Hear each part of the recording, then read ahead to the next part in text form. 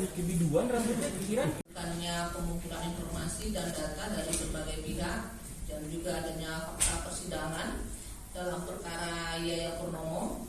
Ini adalah mantan Kepala Seksi Pengembangan Pendanaan Kawasan Perumahan dan Permukiman, Direktorat Evaluasi Pengelolaan dan Informasi Keuangan Daerah, Direktorat Jenderal Perimbangan Keuangan, dengan putusan yang berkekuatan hukum tetap. Lalu kemudian dilanjutkan dengan proses penyelidikan.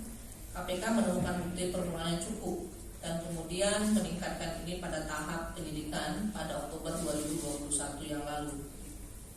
Perkara ini juga adalah perkara dalam pengembangan, di mana sebelumnya KPK juga telah menetapkan beberapa pihak sebagai tersangka, yaitu diantaranya Yaya Purnomo adalah mantan Kepala Seksi Pengembangan Pendanaan Kawasan Perumahan dan Permukiman di Direktorat Evaluasi Pengelolaan dan Informasi Keuangan Daerah, Direktorat Jenderal Perimbangan Keuangan dan kawan-kawan.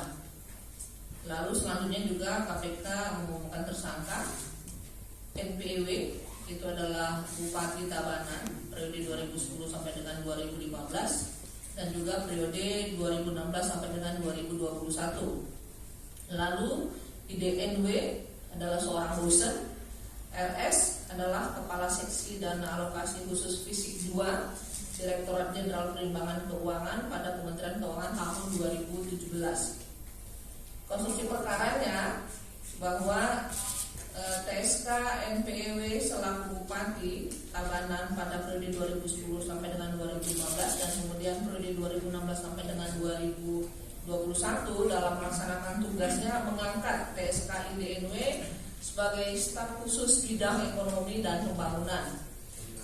Pada sekitar Agustus tahun 2017 ada inisiatif dari TSK NPEW untuk mengajukan permohonan dana insentif daerah atau DID dari pemerintah pusat senilai 65 miliar rupiah.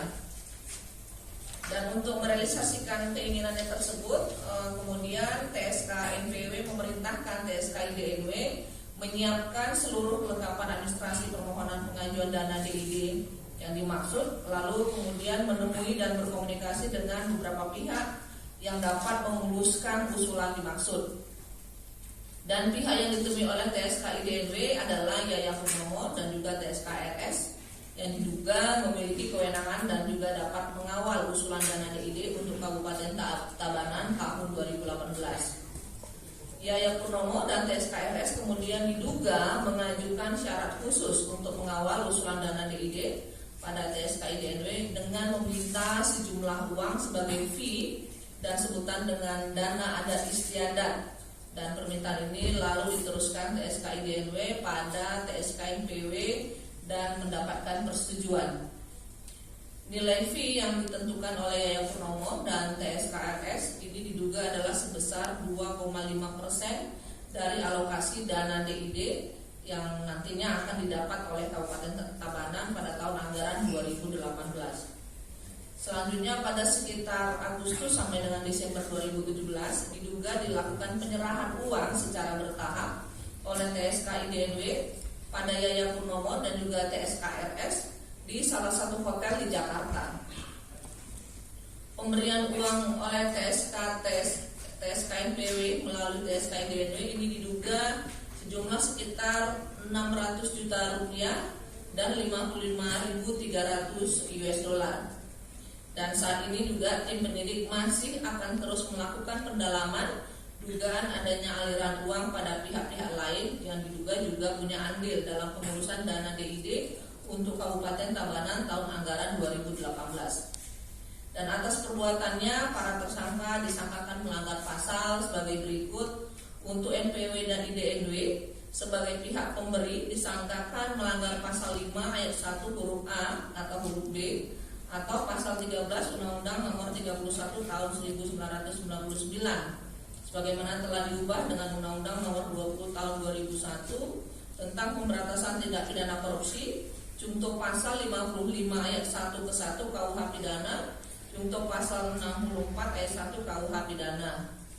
Lalu RS sebagai pihak penerima disangkakan melanggar pasal 12 huruf A atau pasal 11 Undang-Undang Nomor 31 Tahun 1999 sebagaimana telah diubah dengan Undang-Undang Nomor 20 Tahun 2001 tentang pemberantasan tindak pidana korupsi, Junto pasal 55 ayat 1 ke 1 KUH pidana, Junto pasal 64 ayat 1 KUH pidana.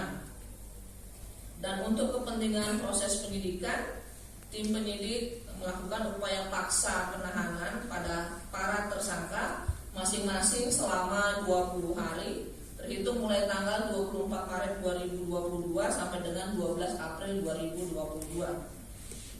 Bahwa untuk NPEW ini ditahan di Rutan Polda Metro Jaya, dan untuk IDNW ditahan di Rutan KPK pada Gedung Merah Putih.